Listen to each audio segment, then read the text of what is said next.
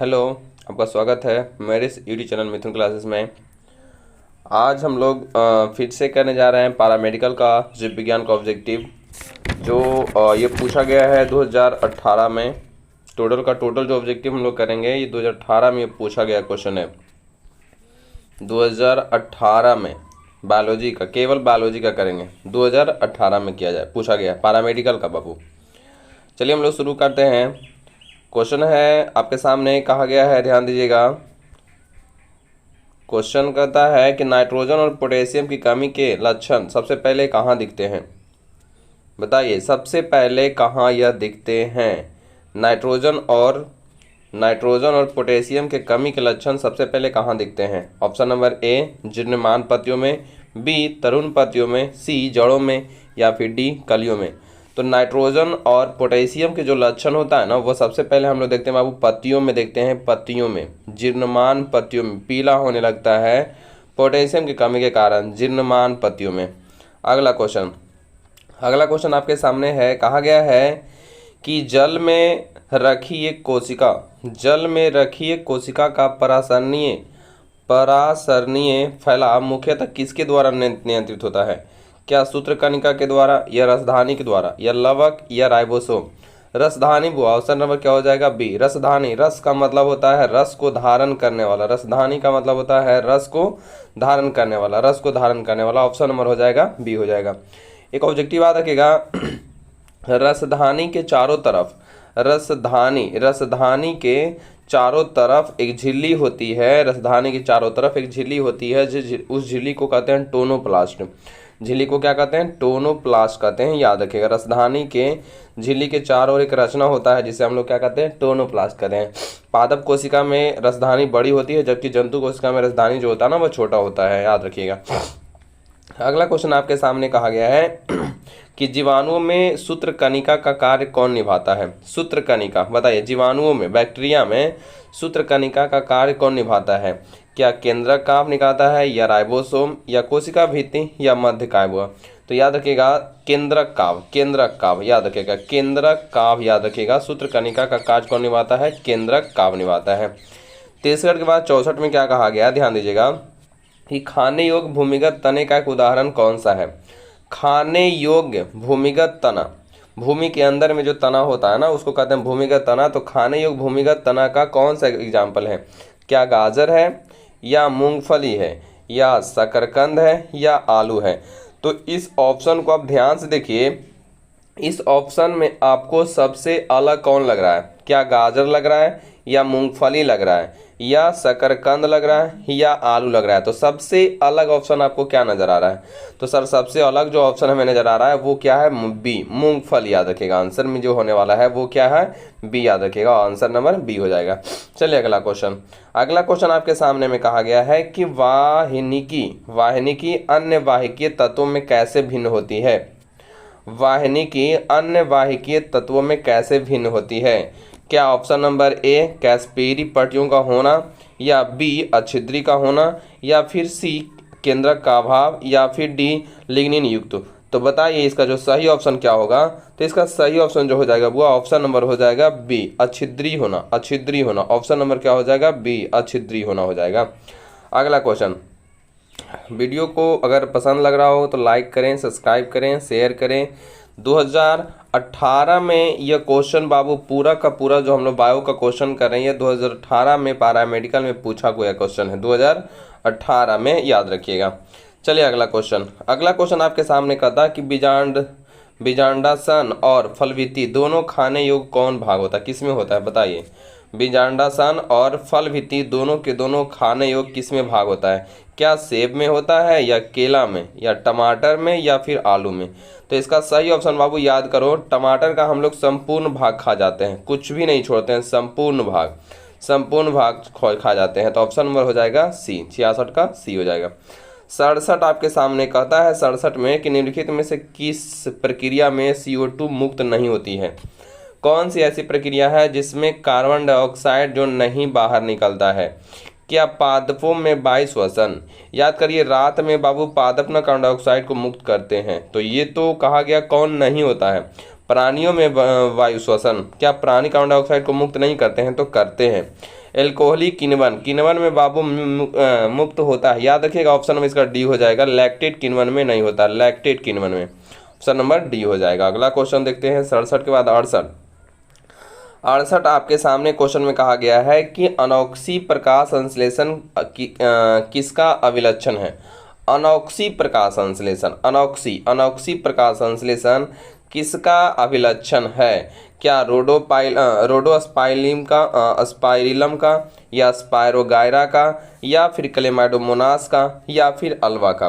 तो इसका सही ऑप्शन क्या होगा वो याद करिए। अनोक्सी प्रकाश संश्लेषण किसका अभिलक्षण? अनोक्सी का मतलब होता है जिसमें ऑक्सीजन की अनुपस्थिति होती है।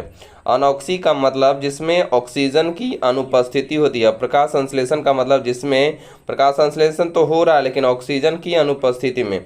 याद रखिएगा ऑप्शन नंबर ए हो जाएगा रोडोस्पाइरिलम, ऑप्शन नंबर ए रोडोस्पाइरिलम। 68 के बाद 69 में आपके क्वेश्चन कहा गया निम्नलिखित में से कौन सा वृद्धि नियंत्रक प्रतिबल हार्मोन के नाम से जाना जाता है? वृद्धि नियंत्रक कहा गया है, वृद्धि नियंत्रक। याद करिए वृद्धि नियंत्रक किसे हम लोग कहते हैं? वृद्धि नियंत्रक, वृद्धि नियंत्रक क्या मतलब वृद्धि बढ़ाता है या वृद्धि नहीं बढ़ाता है? तो बाबू वृद्धि को बढ़ाता नहीं है, वृद्धि को नहीं बढ़ाता। वृद्धि नियंत्रक का मतलब वृद्धि को या नहीं बढ़ाता है। तो ऑप्शन नंबर क्या हो जाएगा? ऑप्शन नंबर हो जाएगा इसका A abscisic acid, abscisic acid, abscisic acid. कहेगा सर एथिलीन तो है ना, तो पर इससे ज़्यादा हमारा क्या है? एब्सिसिक एसिड, एब्सिसिक एसिड याद रखिएगा, एब्सिसिक एसिड। चलिए आगे चलते हैं। क्वेश्चन नंबर हम लोग चलते हैं 70 की ओर। 70 में क्वेश्चन में कहता है कि कोशिकाओं की न्यूनतम संख्या वाला नर युग्मकोभीद किसमें होता है? कोशिकाओं की न्यूनतम संख्या वाला नर युग्मकोभीद किसमें होता है? क्या टेरिस में या फ्यूनेरिया में या फिर लिलियस में या फिर पाइनस में? तो बताओ बाबू किस में होता है? तो इसका सही ऑप्शन ऑप्शन नंबर सी हो जाएगा, लिलियस में। किसमें? लिलियस में, ऑप्शन नंबर सी हो जाएगा 70 का। 71 आपके सामने कहा गया है कि बताइए एल्ब्यूमिन रहित बीज किसमें उत्पादित होते हैं? एल्ब्यूमिन रहित बीज किसमें उत्पादित होते हैं? क्या मक्का में या फिर अरंडी में या फिर गेहूं में या फिर मटर में? तो इसका सही ऑप्शन ऑप्शन नंबर डी हो जाएगा, मटर। ऑप्शन नंबर डी क्या हो जाएगा? मटर। ऑप्शन नंबर डी क्या हो जाएगा? मटर हो जाएगा। रूपांतरण की खोज, 72 क्वेश्चन। रूपांतरण की खोज किसके द्वारा की गई थी? रूपांतरण की खोज किसके द्वारा की गई थी? बताइए बाबू, रूपांतरण की खोज किसके द्वारा की गई थी? क्या मेसेल्सन और स्टाल के द्वारा या हर्शे और चेस के द्वारा या ग्रिफिथ के द्वारा या वाटसन और क्रिक के द्वारा? तो बताइए किसके द्वारा खोज की गई थी? तो ग्रिफिथ के द्वारा। ऑप्शन नंबर सी हो जाएगा, ग्रिफिथ के द्वारा।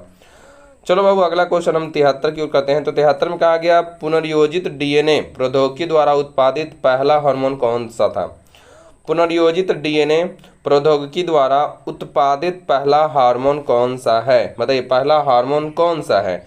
क्या इंसुलिन है या एस्ट्रोजन है या थायरॉक्सिन है या प्रोजेस्टेरॉन है? तो बाबू सही जो ऑप्शन होने वाला है ऑप्शन नंबर हो जाएगा ए इंसुलिन। याद रखिएगा इंसुलिन। बता दें इंसुलिन की कमी से एक रोग होता है जिसे हम लोग कहते हैं मधुमेह। क्या कहते हैं? मधुमेह। इंसुलिन की कमी से एक रोग होता है जिसे कहते हैं मधुमेह। मधुमेह को चीनिया कहा गया, शुगर कहा गया, डायबिटीज कहा गया।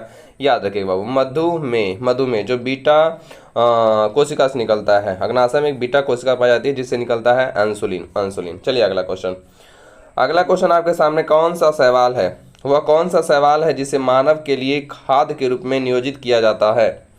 वह कौन सा सवाल है जिसे मानव के लिए खाद्य के रूप में नियोजित किया गया है? बताइए वह कौन सा सवाल है? बाबू 11 का है क्लोरेला जो सवाल है ना वह मानव के लिए खाद्य के रूप में नियोजित किया जाता है, क्लोरेला। अगला क्वेश्चन आपके सामने 75 में कहा गया है कि बाह्य स्थानीय संरक्षण का एक उदाहरण कौन सा है? बाह्य स्थानीय संरक्षण का उदाहरण कौन सा है? क्या राष्ट्रीय उद्यान है या बीज बैंक या वन्य प्राणी अभ्यारण्य या पवित्र उपवन? तो सही ऑप्शन नंबर बी हो जाएगा, बीज बैंक। याद रखिएगा ऑप्शन नंबर बी। बाह्य स्थानीय संरक्षण का एक उदाहरण कौन सा है? बीज बैंक बाबू। ऑप्शन नंबर बी हो जाएगा। चलिए हम लोग 76 की ओर चलते हैं। 76 में कहा गया है कि वायुमंडल का वह क्षेत्र जिसमें ओजोन परत उपस्थित है उसे हम लोग क्या कहते हैं। बताइए, वायुमंडल का वह क्षेत्र जिसमें ओजोन परत पाया जाता है। ओजोन परत का काम है कि पराबैंगनी किरणें जो आती है ना, उस पराबैंगनी किरणों को, मतलब ओजोन परत, ओजोन जो फॉर्मूला होता है उसको याद रखिएगा, O3, ऑक्सीजन के 3 परमाणु से मिलकर बना होता है, वो याद रखिएगा। तीन परमाणु से मिलकर बना होता है, तो याद रखिएगा वो 3। और कहता है कि ओजोन वायुमंडल का वह क्षेत्र है जिसमें ओजोन परत उपस्थित होता है, उसे हम लोग क्या कहते हैं। यह क्या करता है ना कि पराबैंगनी किरणों को आने नहीं देता है। तो क्वेश्चन आपके सामने है, वायुमंडल का वह क्षेत्र जिसमें ओजोन परत उपस्थित होता है उसे हम लोग क्या कहते हैं। तो उसे बाबू कहते हैं समतापमंडल। समतापमंडल याद रखिएगा। समतापमंडल में ही बाबू जितनी जहाजें होती हैं वो समतापमंडल में चलाई जाती है, समतापमंडल में याद रखिएगा। 76 के बाद 77 आपके सामने है। 77 में कहा गया है कि मानव नर में जनन और मूत्र प्रणाली साझी अंतवाहिका है।